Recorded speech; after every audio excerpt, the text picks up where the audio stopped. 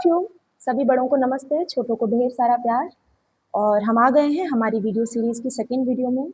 इसमें हम श्रीमद् भगवद गीता के द्वितीय श्लोक का अध्ययन करेंगे, उसके अर्थ को समझेंगे और किस प्रकार से हम उसके संदेश को अपने जीवन में आत्मसात कर सकते हैं, इस विषय पर चर्चा करेंगे। हम प्रारंभ करते हैं।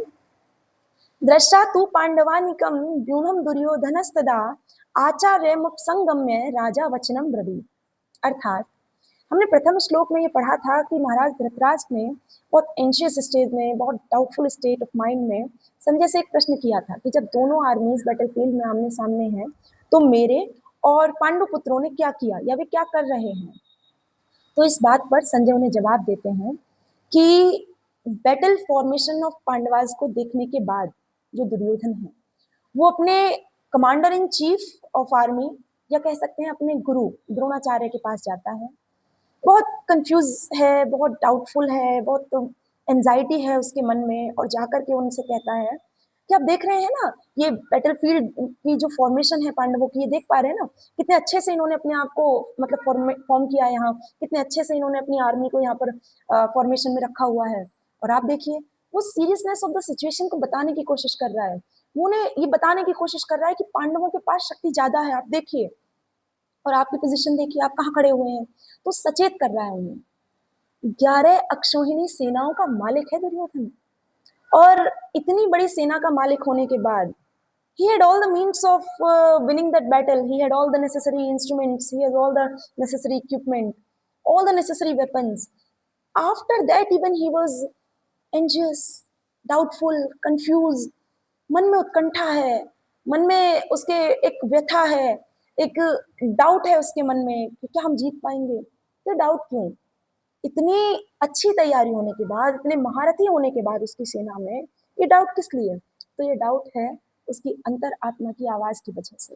दुर्योधन जानता है, he was well aware about this fact that he was doing wrong.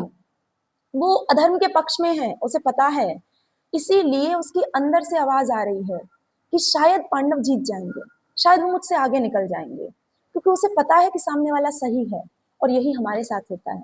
हम सुबह से शाम तक जीवन में जो भी काम करते हैं, हमें सब पता होता है कि क्या सही कर रहे हैं, क्या गलत कर रहे हैं। तो आपने सुना होगी एक कहावत है कि चोर की दाढ़ी में तिनका। जब हम कुछ गलत करते हैं तो अपने आप एक अजीब सी घबराहट, एक अजीब सी बेचैनी होती है। वो अजीब सी घबराहट, वो अजीब सी बेचैनी कुछ और नहीं है, बल्कि हमारी अंतरात्मा की आवाज है, जिसे हम इग्नोर करते हैं। हमारी आत्मा हमें बता रही है कि हम गलत कर रहे हैं, उसके बाद भी हम गलत कर रहे होते हैं। फिर जब उस कर्म का परिणाम लौटता है, जब उस एक्शन का रिएक्शन लौटता है, तो रोते हैं, पछताते हैं, सफर करते हैं। तो हम हमारे जीवन में जो भी कर रहे हैं, यदि उसे सोच समझ के करें, वाइजली एक्शंस लें, तो डेफिनेट सी बात है कि हम सफरिंग से बच जाएंगे। लेकिन हम ऐसा करते नहीं हैं, जबकि हमें पता है सही क्या है, गलत क्या है, उसके बाद भी हम ऐसा करते नहीं हैं। वो आपने एक न्यूटन का थर्ड लॉ सबने पढ़ा होगा कि every action has equal and opposite reaction. जो भी कर्म हम सुबह से शाम तक कर रहे हैं, उस कर्म का हमें बिल्कुल वैसा ही रूप अपने साथ होता हुआ देखने को मिलेगा। हम जो दूसरों के साथ करते हैं वो हमारे साथ होगा। तो दूसरों के साथ आप जो कर रहे हैं उससे पहले खुद से एक सवाल कीजिए कि जो मैंने सामने वाले के साथ किया, क्या अगर यही मेरे साथ हो तो मैं बर्दाश्त कर पाऊंगा या कर पाऊंगी? यही मैं झेल पाऊंगा या झेल पाऊंगी? यदि आपके मन का जवाब हाँ है, तब तो उस एक्शन को लीजिए। और अगर जवाब ना है तो उस एक्शन को लेने से बचिए, हर कीमत पर उस एक्शन को लेने से बचिए। क्योंकि जब आप उसे अपने लिए स्वीकार नहीं कर सकते, तो संभवतः उसे दूसरे के लिए भी आपको नहीं करना है। और यदि आपने उसे दूसरे के लिए किया है तो वो आपके पास लौट कर आएगा, और फिर उसके परिणाम से आपको कोई नहीं बचा सकता। तो take actions wisely before doing anything. Thank you.